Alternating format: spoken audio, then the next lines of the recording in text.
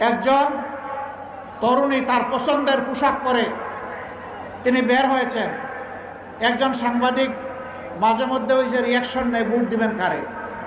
তো তারা জিজ্ঞেস করেছে আগামীতে রাষ্ট্র ক্ষমতায় কাকে দেখতে চান। তিনি বলেছেন জামাত। কেন? বলে যে জামাত আসলে দেশটা ঠিক হবে। আপনার এই পোশাক তো আপনি পরতে পারবেন না। পারবো না।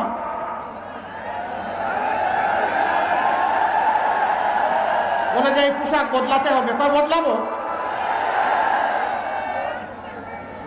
এরপরে জিজ্ঞেস করেছে জামাতের কোন জিনিসটা আপনার ভালো লাগে, পছন্দ হয়। জামাত পুরাটাই আমার ভালো লাগে।